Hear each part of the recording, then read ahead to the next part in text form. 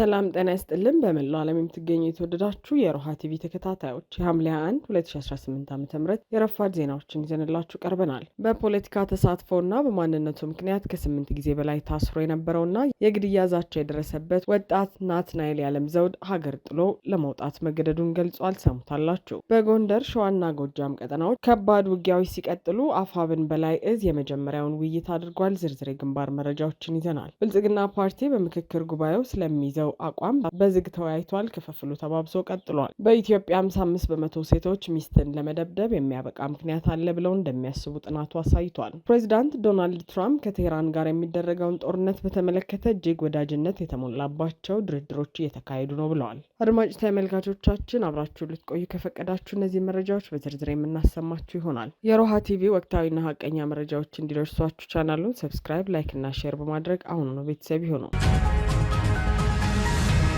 በፖለቲካ ተሳትፎና በማንነቱ ምክንያት ከ8 ጊዜ በላይ ታስሮ የነበረውና የግድያ ዛቻ የደረሰበት ወጣት ናትናኤል ያለምዘውድ ሀገር ጥሎ ለመውጣት ተገደደ። በኢትዮጵያ ውስጥ በተለያዩ ጊዜያት በሚደረጉ የፖለቲካ እንቅስቃሴዎችና የተቃውሞ መድረኮች ላይ በግንባር ቀደምትነት ሲሳተፉ ከነበሩት ወጣት ፖለቲከኞች መካከል ናትናኤል ያለምዘውድ አንዱ እንደሆነ ይነገራል። ይህ ወጣት ፖለቲከኛ በተለይም በሰማያዊ ፓርቲ እንዲሁም በኋላ ደግሞ በባልደራስ ለእውነተኛ ዴሞክራሲ ፓርቲ ውስጥ በነበሩት የድርጅት መዋቅሮች ውስጥ በአመራርነት ደረጃ በመመደብ ንቁ ተሳትፎ ሲያደርግ እንደነበር ይታወቃል። ሆኖም ግን ያንጸባርቀው የነበረው የፖለቲካ አመለካከትና የሚያደርገው ተሳትፎ ከጸጥታ አካላትና ከባለስልጣናት ጋር ላለመግባባት ዳርጎት እንደነበር ተገልጿል። በዚህም ምክንያት በየጊዜው ይደርስበት በነበረው ጫና ሳቢያ ከ8 ጊዜ በላይ መታሰሩንና ለተለያዩ አካላዊ እንዲሁም ስነ ልቦናዊ እንግልቶች መዳረጉን ያሰባሰብናቸው መረጃዎች ያሳያሉ። ከዚህ በተጨማሪ ናትናኤል ያለምዘውድ በተለያዩ ጊዜያት በተደረጉበት ስርዓቶች ወቅት በአዋሽ አርባ በሚገኘው የማሰቃ ስፍራ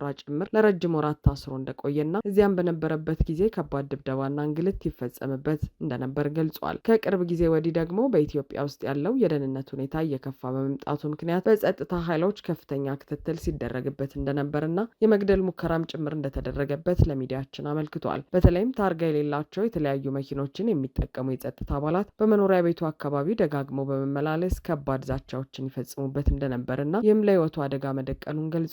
በአገሪቱ ውስጥ የህግ የበላይነትና የዜጎች ደህንነት ዋስትና ማጣት እጅግ አሳሳቢ ደረጃ ላይ በመድረሱ ምክንያት በነጻነት የመንቀሳቀስና የመኖር መብቴ በመገፈፉ ከሀገር ተሰድጃለሁ በማለት ተናግሯል። በሀገር ውስጥ ህግን መሰረት ያደረገ አሰራርና የአሰራር ስርዓት እንጥፍጣፊው እንኳን በሌለበት ሁኔታ ውስጥ መቆየት ህይወቱን አደጋ ላይ እንደሚጥለው በመገንዘብ የጸጥታ አካላቱ ከባድ እርምጃ ሳይወስዱበት አስቀድሞ ሀገሩን ጥሎ ለመውጣት መወሰኑን ጨምሮ ተናግሯል። ይህ በወጣቱ ፖለቲከኛ ላይ የደረሰው እንግልትና ስደት በኢትዮጵያ ውስጥ በተቃዋሚ ፖለቲካ ፓርቲ አባላትና ግለሰቦች ላይ የሚደርሰውን የገፈፋና የደህንነት ስጋት አመላካች እንደሆነ ይነገራል። በርካታ ወጣቶችና የፖለቲካ ተሳታፊዎች በራሳቸው ሀገር በነጻነት ሀሳባቸውን የመግለጽና የመደራጀት መብታቸው ባለመጠበቁ ምክንያት ተመሳሳይ ኃይል እርምጃዎችና ስርዓቶች ሰለባ ሲሆኑ ይስተዋላል።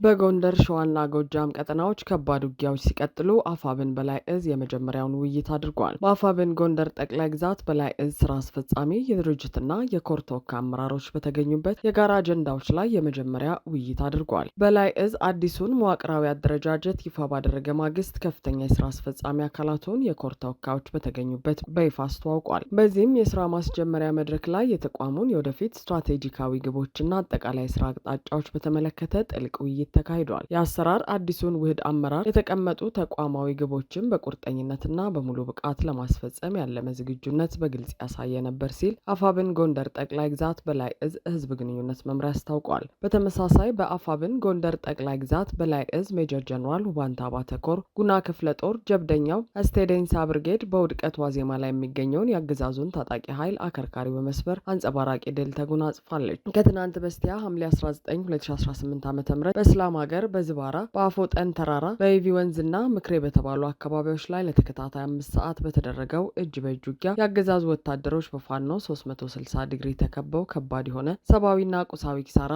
እንደደረሰባቸው ከጉና ክፍለ ጦር ህዝብ ግንኙነት ክፍል የተገኘው መረጃ ያመለክታል። የጠላት ቡድን በመካነ ኢየሱስ ከተማና ስማዳ ወገዳ ከተማ በኩል በሁለት አቅጣጫ በዙ 23 በሞርተር ቅንቡላ እንዲሁም በዲሽቃ የታገዘ ውጊያ ቢሞክርም በጀግኖቹ ከባድ ምት ተመቶ በቆፈረው ጉድጓድ ተቀብሯል። በተጋድሎ ዙ 23 ተኳሹን ጨምሮ በርካታ ወታደሮች ሲደመሰሱ፣ አንድ ሎጂስቲክ የጫነ የጠላት ኦራል ከጥቅም ውጭ ሆኗል። 2 ፓትሮል ሙሉ ወታደሮች ቁስለኛ ተደርገዋል። በርካታ ልዩ ልዩ የጦር መሳሪያዎች በፋኖ ቁጥጥር ስር ውለዋል። በጎጃም ቀጠና በተደረገ ተጋድሎ ደግሞ ፋኖ በቡሬ ከተማና በማንኩሳ መገንጠያ ላይ ባካሄደው የደፈጣና የጨበጣ ውጊያ አንድ ቀንደኛ የጠላት መንገድ መሪና መረጃ አቀባይን ጨምሮ ከ20 በላይ የአገዛዙ ወታደሮችን መደምሰሱ ታውቋል። ከፊል አርበኞች ቡሬ ከተማ ዙሪያ የነበረውን የጠላት ምሽግ ጥሰው በመግባት እርምጃ ሲወስዱ፣ ቀሪዎቹ ደግሞ በማንኩሳ ከተማና በዛባ ውጠራ መካከል ልዩ ቦታው ማንኩሳ መገንጠያ ላይ ጠላትን ያዳሸቀ የደፈጣ ማጥቃት አካሂደዋል። በሸዋ ጠቅላይ ግዛት ይፋትና ጥሙጋ ግንባር አርማኒያ ክላስተር፣ ኑሪያ አፋፍ፣ አርማኒያ ገበያ፣ አርማኒያ ሃይስኩል፣ ኪዳነ ምሕረት ቤተክርስቲያን አጠገብና በማፉድ ቀበሌ ውሃ ታንከር ገበያና ሚካኤል ቤተክርስቲያን አካባቢ በተካሄደ ውጊያ ፋኖ የጠላት ምሽጎችን ሰብሮ በርካታ ወታደሮችን በመደምሰስ አንጸባራቂ ድል ሲቀዳጅ፣ ቀሪው የጠላት ኃይል 2 አይሱዙ ሙልሙትና ቁስለኛ በመጫን ለመሸሽ መገደዱ ታውቋል። በኢትዮጵያ 55 በመቶ ሴቶች ሚስትን ለመደብደብ የሚያበቃ ምክንያት አለ ብለው እንደሚያስቡ ጥናት አሳየ። በኢትዮጵያ ከግማሽ በላይ የሚሆኑ ሴቶች ባል ሚስቱን ለመደብደብ አሳማኝ ምክንያት ይኖረዋል ብለው እንደሚያምኑ የኢትዮጵያ ስታቲስቲክስ አገልግሎት ያደረገው ጥናት አመልክቷል። ሚስትን ለመምታት አሳማኝ ምክንያት እንዳለ የሚያስቡ ወንዶች ብዛት ከሴቶች ያነሰ ቢሆንም ከዚህ ቀደም ከነበረው አንጻር በ11 በመቶ ጨምሮ ተገኝቷል። ይህ ቁጥር ይፋ የተደረገው የኢትዮጵያ ስታቲስቲክስ አገልግሎት ባካሄደው ሰፊ የስነ ህዝብ እና የጤና ዳሰሳ ጥናት ነው። በሐምሌ 2018 ዓ.ም መጀመሪያ ይፋ በሆነው በዚህ ጥናት ውስጥ 30 ሺህ ገደማ ሰዎች ተሳትፈዋል። የፕላንና ልማት እንዲሁም ጤና ሚኒስቴር መስሪያ ቤቶችን ጨምሮ የተለያዩ የተባበሩት መንግስታት ተቋማትም የጥናቱ አካል ናቸው። ባለ 767 ገጹ ጥናት የዜጎች የትምህርትና የስራ ሁኔታ እንዲሁም የመጠጥ ውሃ፣ የንጽህና አገልግሎትና የመኖሪያ ቤት አቅርቦት ያሉበትን ደረጃ ዳስሷል። በሴቶች ላይ የሚደርሰው የቤት ውስጥ ጥቃት ጉዳይም በጥናቱ የተካተተ ሌላኛው ጉዳይ ነው። የጥናቱ ተሳታፊ የሆኑ ሴቶችና ወንዶች ሚስትን መደብደብን በተመለከተ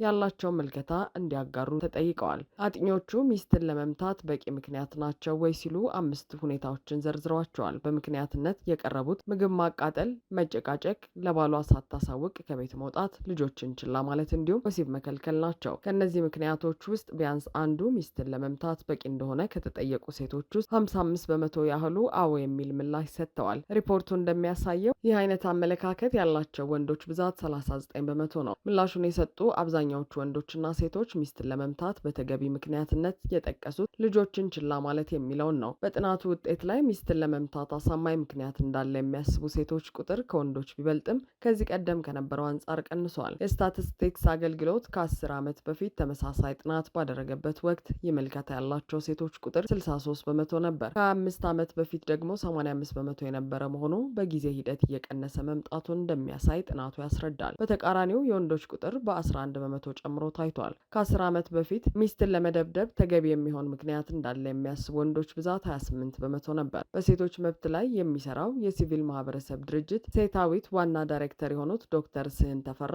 ለቤት ውስጥ ጥቃት አሳማኝ ምክንያት እንዳለ የሚያስቡ ሴቶች ቁጥር ከወንዶች በልጦ መታየቱ አይዋጥላቸውም። ሚስቶች ድብደባ የሚደርስባቸው በባሎቻቸው እንደሆነ ዶክተር ስህን ይጠቅሳሉ። ብዙ ጊዜ ወንዶች ሲጠየቁ ሚስትን መምታት ልክ አይደለም ይላሉ።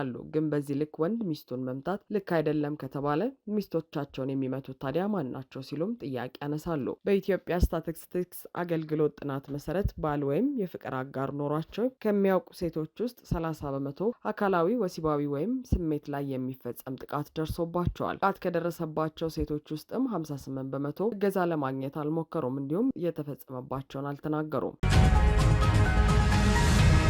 ብልጽግና ፓርቲ በምክክር ጉባኤው ስለሚይዘው አቋም በዝግ ተወያየ። ያፈነገጡ አባላትንም አስጠንቅቋል። መስፍን አርአያ የሚመሩት የብልጽግናን ዕድሜ ማራዘሚያ ምክክር እሁድ ሐምሌ 19 2018 ዓ.ም እረፍት በሚል ለብልጽግና ፓርቲ አባላት የስብሰባ ጊዜ ሰጥቷል። ብልጽግና የምክክሩ መረጃዎች እየወጡ መሆናቸውን ተከትሎ አንዳንድ ውሳኔዎቹ ማስተካከያ እንዲደረግባቸው ለምክክር የላካቸው አባላቱን ሰብስቦ ጠርቷል። በዚህም አዲስ አበባ የኦሮሚያ ክልል አካል ልትደረግ ነው የሚለው መረጃ መውጣቱን ተከትሎ በማህበራዊ ሚዲያው የተነሳው ቁጣ ብልጽግናን አስደንግጦታል። ፋኖ የትብብሩ ኃይሎች እየጠነከሩ መምጣታቸውን ተከትሎ እንዲህ አይነት ውሳኔዎች የበለጠ ዋጋ እንደሚያስከፍሉት የተረዳው አገዛዙ የአዲስ አበባን ጉዳይ ዳግም ለመከለስ ተገዷል። አዲስ አበባ የኦሮሚያ ትሁን ብላችሁ ተከራከሩ ያላቸውን አባላቱንም ዳግም ጠርቶ በቃ ይህን ሀሳብ ተዉት በሚል ማስፈራራት ጀምሯል። ምክክሩ እየተካሄደ በሚገኝበት አዲስ ዓለም አቀፍ ኮንቬንሽን ማዕከል የተካሄደው ስብሰባ የፓርቲው አባል ለሆኑ ተመካካሪዎች አቅጣጫ የተሰጠበት መሆኑም ተነግሯል። የክልል የክልልና የከተማ አስተዳደሮች አመራሮች በመሯቸው መድረኮች በክልልና ከተማ አስተዳደር ደረጃ የተካሄደው ስብሰባ ፓርቲው በምክክሩ አጀንዳዎች ዙሪያ ዳግም የያዘውን አቋም ግልጽ ያደረገበት መሆኑም ተገልጿል። አጠቃላይ የምክክሩን ሂደት አስመልክቶ ገለጻ በማድረግና ፓርቲው በምክክሩ አጀንዳዎች ላይ የያዘውን አቋም አባላቱ ሊከተሉት ስለሚገባ አካሄድና ሌሎች ጉዳዮችን መሰረት ያደረገ ንግግር ያደረጉት የክልልና ከተማ አስተዳደር አመራሮች የተሰጡ አቅጣጫዎች ወጣ ያለ እንቅስቃሴ አድርገዋል ያሏቸውን ተመካካሪዎች ማስጠንቀቃቸውን ምንጮች ነግረውናል። በአዲስ አበባ ህጋዊ አቋም ዙሪያ የብልጽግና ፓርቲ አባላት ለሁለት መከፈላቸውን መዘገቡ የሚታወስ ነው። በእሁዱ የፓርቲው ስብሰባ ትኩረት ከተሰጣቸው አጀንዳዎች መካከልም ይህ ጉዳይ አንዱ ነው። ፓርቲው ሁለት ከተሞች የፌዴራል አካል ይሁኑ የሚለውን አማራጭ መደገፍ ግዴታው መሆኑን ማመኑ ተዘግበዋል። አሁን ብልጽግና ያስቀመጠውን አቋም በአመራር ደረጃ ያሉና አዲስ አበባ የኦሮሚያ አካል ትሁን የሚለውን አማራጭ የደገፉ የፓርቲው አባላት ወቀሳና ማስጠንቀቂያ እንደደረሳቸው የገለጹት ምንጮች በዚህ አቋማቸው የሚቀጥሉ አመራሮች ከቦታቸው እስከ መነሳት የሚደርስ እርምጃ ሊወሰድባቸው እንደሚችል እንደተነገራቸው ጠቁመዋል። በስልታዊ ቡድኖች ደረጃ በሚደረገው የምክክር ሂደት የፓርቲው አባላት አዲስ አበባና ድሬዳዋ ከተሞች የፌዴራል አካል ይሁኑ የሚለውን አማራጭ በመደገፍ እንዲንቀሳቀሱ ግልጽ አቅጣጫ መስጠቱም ተገልጿል። በተዋረድ ያሉ አመራሮች የአቅጣጫውን አፈጻጸም እንዲከታተሉ ትዕዛዝ እንደተሰጣቸው የዋዜማ ዘገባ አመልክቷል። ፕሬዚዳንት ዶናልድ ትራምፕ ከቴህራን ጋር የሚደረገውን ጦርነት በተመለከተ እጅግ ወዳጅነት የተሞላባቸው ድርድሮች እየተካሄዱ ነው አሉ። አሜሪካና ኢራን ለተከታታይ ሶስተኛ ቀን ጥቃት ሳይለዋወጡ መዋላቸውን ተከትሎ ፕሬዚዳንት ዶናልድ ትራምፕ ከቴህራን ጋር የሚደረገውን ጦርነት በተመለከተ እጅግ ወዳጅነት የተሞላባቸው ድርድሮች እየተካሄዱ ነው ብለዋል። ሰኞ ምሽት በፕሬዚዳንታዊው አውሮፕላን ኤርፎርስ ዋን ውስጥ ሆነው ጋዜጠኞችን ያነጋገሩት ትራምፕ አንዳች መልካም ነገር ሊፈጠር የሚችልበት ጥሩ እድል እንዳለ አስባለሁ ሲሉ ያላቸውን ተስፋ ገልጸዋል። እንጂ አሁን የሚደረገው ድርድር የሚከሽፍ ከሆነ ውጊያው ከመገታቱ በፊት ስናደርግ የነበረውን ነገር ወደ መፈጸም እንመለሳለን በማለት አስጠንቅቀዋል። የአሜሪካው ፕሬዚዳንት ይህንን ቢሉም ኢራን ግን ምንም አይነት ቀጥተኛ ድርድር እየተካሄደ አለመሆኑን አስታውቃለች። ትራምፕ እንዳሉት ከአርብ ዕለት አንስቶ ኢራን ላይ የሚፈጸመውን ጥቃት ለመግታት የወሰኑት ሁለቱን ተፋላሚ አካላት የሚያሸማግሉ ሀገራት ለንግግሩ ሌላ እድል እንዲሰጡ ጥያቄ ስላቀረቡላቸው ነው። ሁለቱ ሀገራት የሚያደርጉትን ውጊያ ጋብ ያደረጉት ለሁለት ሳምንት ገደማ አንዳቸው በሌላኛቸው ይዞታ ላይ ጥቃት ሲያደርሱ ከቆዩ በኋላ ነው። ውጊያው ማገርሸቱም ሰኔ ላይ የተፈረመውን ጊዜያዊ የተኩስ አቁም ስምምነት አደጋ ውስጥ ከቶታል። የአሜሪካ ጦር የፈጸማቸው ጥቃቶች ኢራን በሆርሙዝ ወሽመጥ የንግድ መርከብ ጉዞን አደጋ ላይ ለመጣል ያላትን አቅም ለማዳከም ያለሙ እንደሆኑ በወቅቱ ገልጾ ነበር። የአዲስ ውጊያ የተቀሰቀሰው ኢራን በወሳኙ የነዳጅ መተላለፊያ መስመር ላይ የተጓዙ መርከቦችን ከመታች በኋላ ነበር። የሁለቱ ሀገራት ግጭት ረግቦ ሊቆይ ይችላል የሚል ተስፋ በመፈጠሩም በዓለም አቀፍ ገበያ የነዳጅ ዋጋ በ9% ቀንሶ በበርሜል $87.59 ሲሸጥ ታይቷል። ፕሬዚዳንታዊ አውሮፕላናቸው ውስጥ ሆነው ጋዜጠኞችን ያነጋገሩት ትራምፕ ለ5 ወራት ስትዋጋ የቆየችው አሜሪካ የተተኳሽ ክምችቷ እየቀነሰ ነው በሚል የወጡ ዘገባዎችን አጣጥለዋል። እጅግ ብዙ ተተኳሽ አለን፣ መካከለኛ ደረጃ መሳሪያዎችም በብዛት አሉ፣ ምንም ቢሆን ልንጠቀምበት ከምንችለው በላይ አለን ብለዋል። ብዙ አለን፣ ግን ተጨማሪ ቢኖረን ደስ ይለኛል ሲሉም ተናግረዋል። በተጨማሪም ትራምፕ በርካታ መሳሪያዎች እየተመረቱ መሆኑን ገልጸዋል። በተለይም ከፍተኛ ዋጋ ያለው አሜሪካ ሰራሹ ፓትሪዮትስ የተሰኙት ጸረ ባለስቲክ ሚሳይሎች እየተመረቱ መሆኑንም አስታውቀዋል። አድማጭ ተመልካቾቻችን የሰዓቱ የሮሃ ቲቪ ዜናዎች የተከታተላችኋቸውን ይመስሉ ነበር። አብራችሁን ስለነበራችሁ ከልብ እናመሰግናለን። ሰላም።